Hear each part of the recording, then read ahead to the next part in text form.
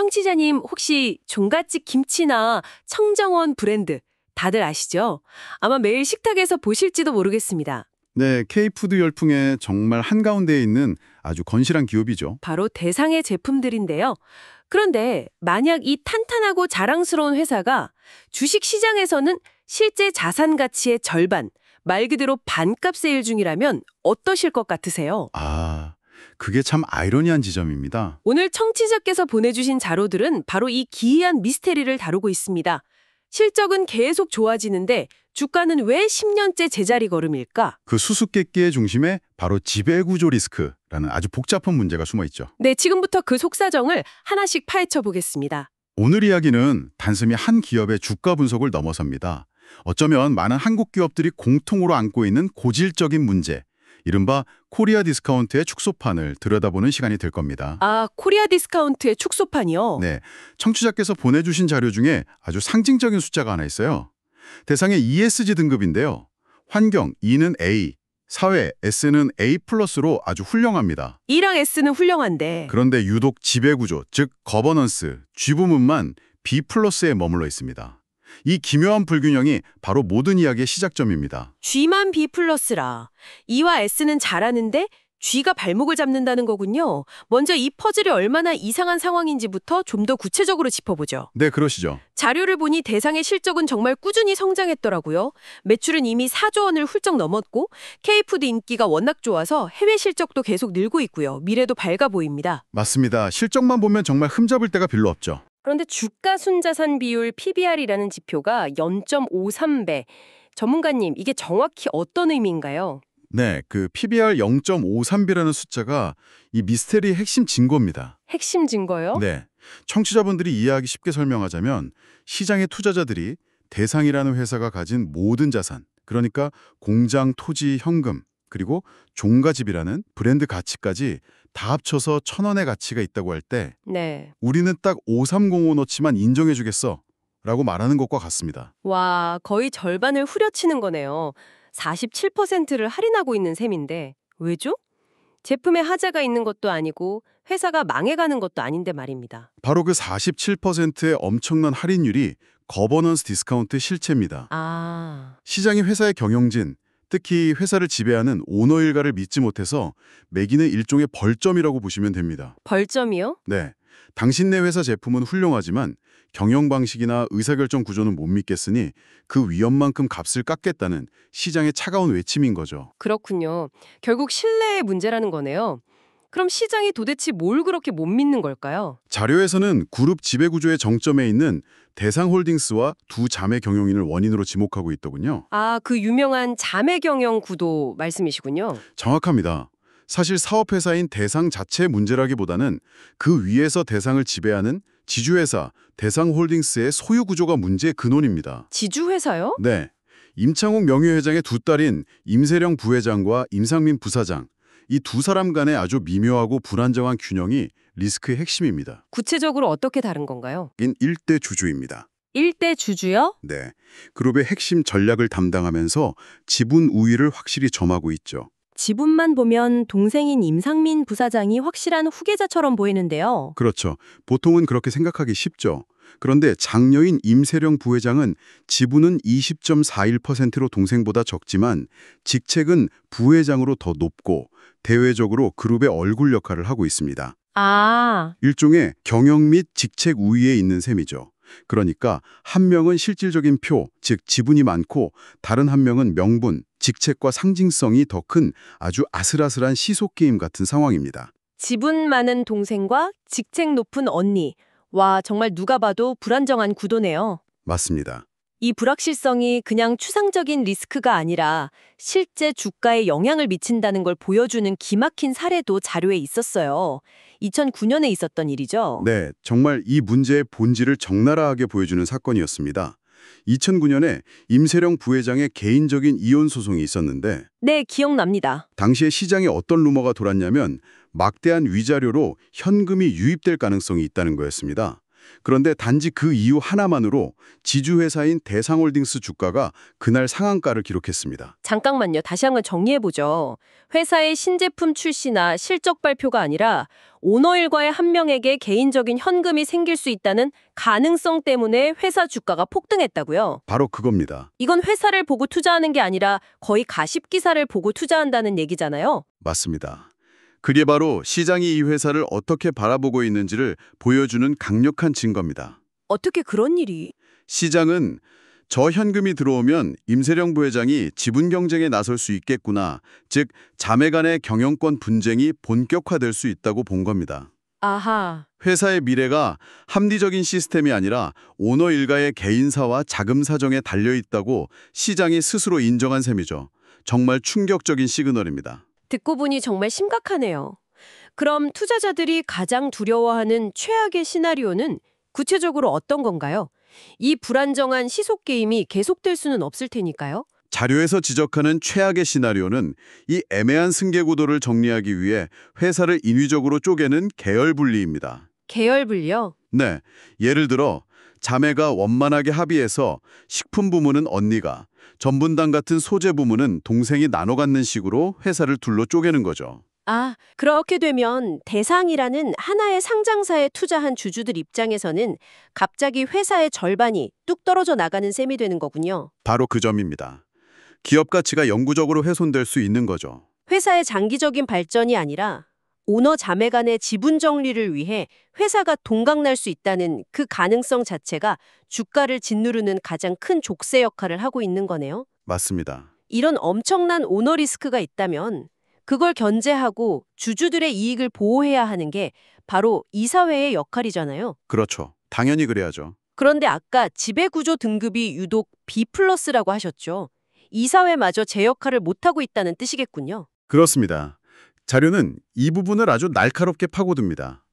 더 놀라운 사실은 대상이 스스로 공시한 기업 지배구조 보고서에서 자신들의 약점을 명시했다는 점입니다. 네, 스스로 약점을 공시했다고요? 네, 보고서에 ESG위원회를 설치하지 않았고 사례이사를 이사회 의장으로 선임하지 않았다고 명시되어 있습니다. 우리 회사는 견제 장치가 좀 부족합니다.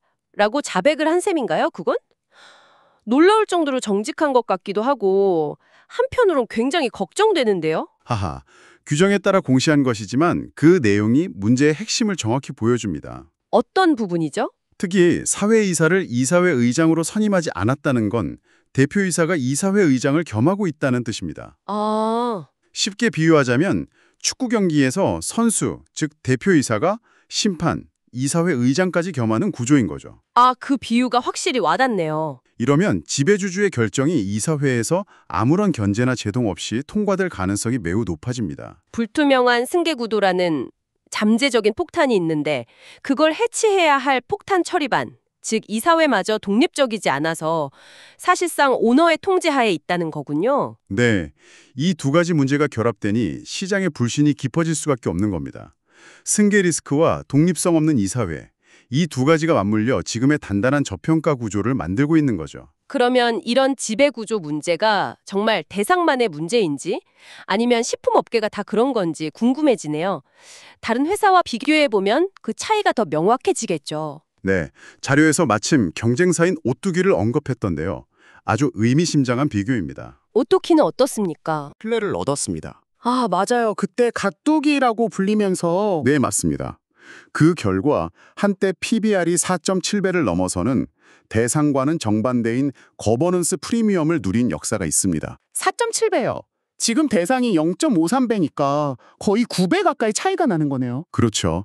똑같이 라면 팔고 카레 파는 회사인데 단지 지배구조가 투명하다는 이유만으로 시장이 가치를 9배나 다르게 매겼다는 거잖아요. 정말 놀랍네요. 물론 오뚜기도 최근 경쟁 심화나 여러 이슈로 밸류에이션이 많이 내려오긴 했습니다.